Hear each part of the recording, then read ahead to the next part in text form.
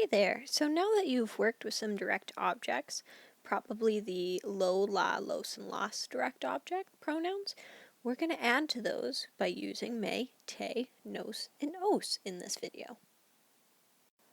Let's recap a little bit of the knowledge we should already have concerning direct objects. So remember the definition of direct objects, we need to know what that means, is a noun in a sentence that receives the action. What that means is the verb is being done to it. So for example, the boy reads the book. What's the verb? Reads. What's being read? The book. That's a noun. So this is our direct object, the book. That's receiving the action. What's being read? The book. It's important to note that not all sentences can have a direct object, or they might just not have one based on the context of it. So for example, the boy sings well, or the boy sings the songs well. Well, if we follow the same process, we find the verb sings is in both, but what does the boy sing? Well, in this first one, we don't know. It just says sings well. So this one does not have a direct object. But in the second version, the boy sings the songs. What's being sung? The songs. So this one does have a direct object. So again, some sentences just don't have one, or the verbs don't work well with one. So be careful when you're identifying if these exist in the sentence. Now, once a direct object's been introduced, so it's used in a previous sentence, it's used in a question, then it can be replaced by its direct object pronoun. So for short, because that's a mouthful, I call these DOPs, or you'll hear DOPs. So if we take the English example, the boy reads the book. In English, we could also say, the boy reads it. The direct object pronoun it is a replacement for the book. Spanish will work the same way. Once the item is introduced in one sentence or question, then it can be replaced going forwards. This is all to avoid repetition and to sound less robotic. Alright, so here's some direct object pronouns, or DOPs, or DOPs for short, that you've probably already seen. Lo, la, los, and las. They're the most basic and easiest to start with. Remember that lo means it or him, la means it or her, and they can both be translated as you when referring to usted for a direct object pronoun. Los and las both mean them. That could be an object or people, or could be referring to ustedes as a group for you. So remember that we, when using DOPs, first introduce the direct object, and then the pronoun replaces it, because that's what pronouns do. They replace a noun. So if someone asks you the question, ¿Tienes el proyecto? Do you have the project? What do you have? The project. That's your direct object. So when we reply, we can use the DOP lo. It corresponds to the original noun in gender and quantity. So if you want to say, yep, I have it, sí, lo tengo. Yes, I have it. Nice, easy way to respond with fewer words, and it's more concise information. Let's do that again for this one. ¿Necesita ayuda, profesor? ¿Puedo ayudar? Ooh. Do you need help, professor or teacher? I can help you, but because we're referring to you for someone formal, your teacher, and we know it's a man, we would put lo here. ¿Puedo ayudarlo? I can help you, referring back to our DOP over here. So those are some that you've already covered. Now we're going to add to that list and fill in the rest of this chart. So the other DOPs that we're going to add are me, te, nos, and os. Now, if you've studied Spanish and you've studied reflexive verbs, you've probably like, but senora, those match the reflexive pronouns. How am I going to be able to tell the difference?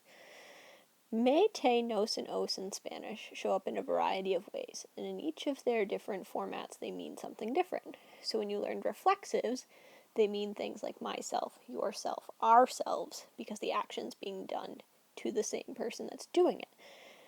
With DOPs, we have different meanings. So me translates as me. Te translates as you, for the same people you would use to with. Again, one person at a time. Nos would be like saying us.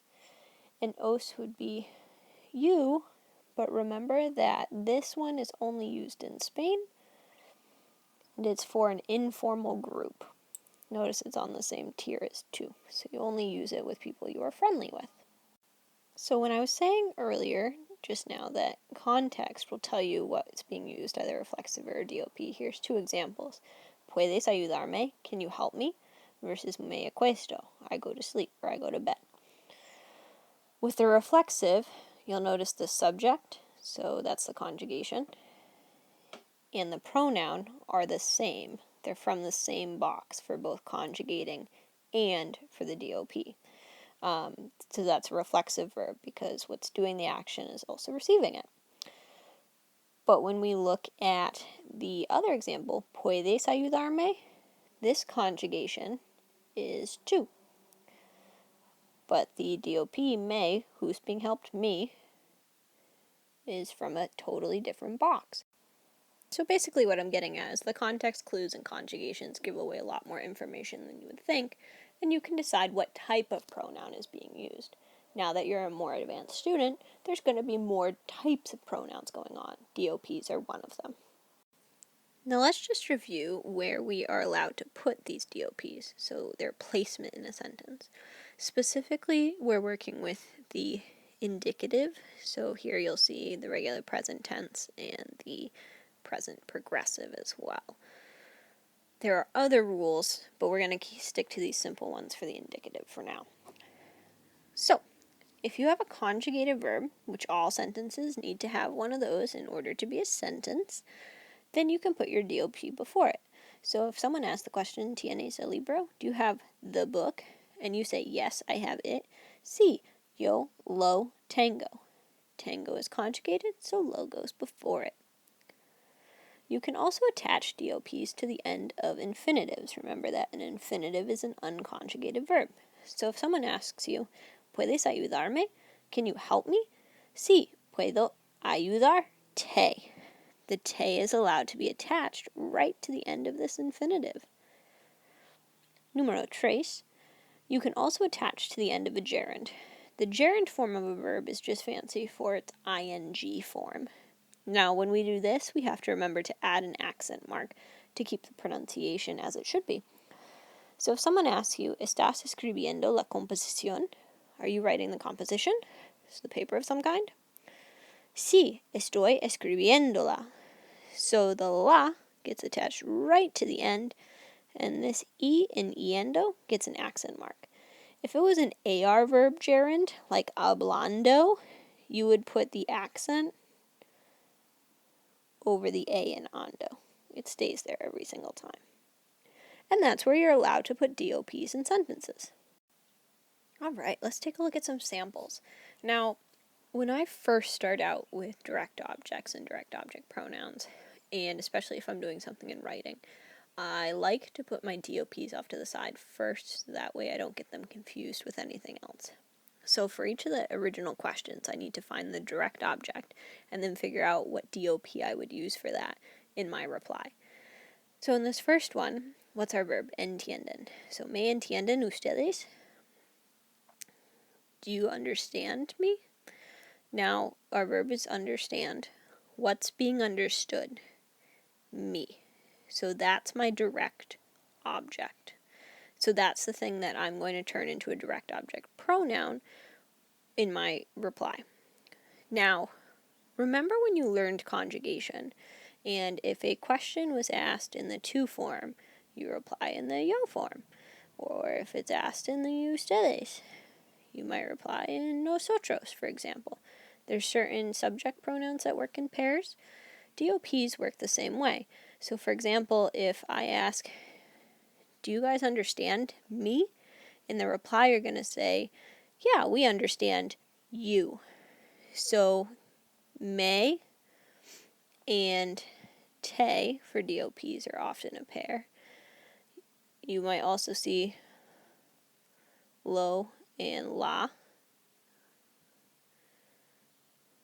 Whoop. For you, for usted. So those would be your singular pairs. Or for groups, you might see nos, os if you're in Spain, or nos and los, las if it's being referred to as ustedes for them, or I mean you as a group. So just be aware that pairs exist with these also. So when I write my DOP for this, instead of me, I need te for yes, we understand you. Okay, let's take a look at our next one. ¿Puedes encontrar los libros? Can you find the books?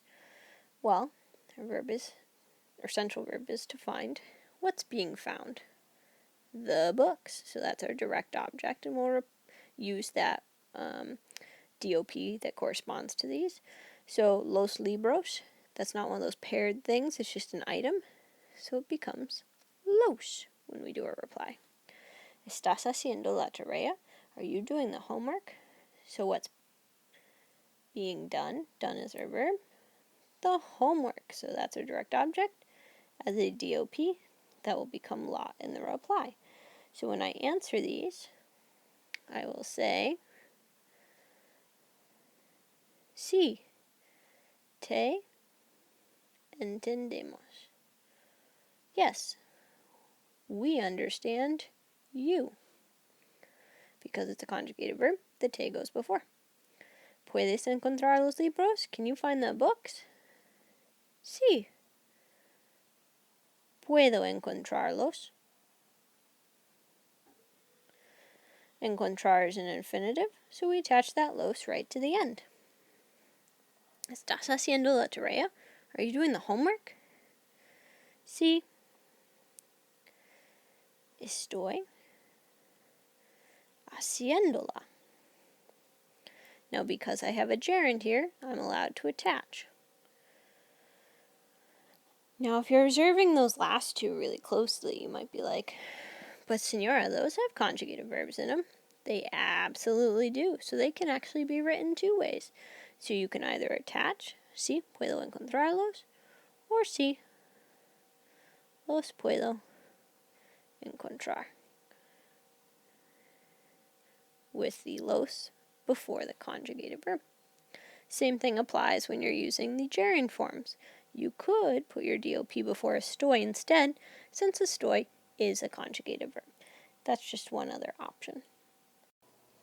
And that's a brief overview of how to use me, te, nos, and os, those pronouns, but as direct object pronouns. So remember, the placement rules are the same for any type of direct object pronouns, and make sure you understand what a direct object is, that the pronoun replaces the direct object, and that you're really careful with the ones me, te, nos, and os, because they're referring to people, and you're using things that are sort of like when you conjugate in the first person versus second person. They come in pairs. So keep an eye out for those things, practice, and these will get easier over time. Once you master them, you'll sound more authentic and less robotic as a speaker and a writer. Buena suerte. Nos vemos.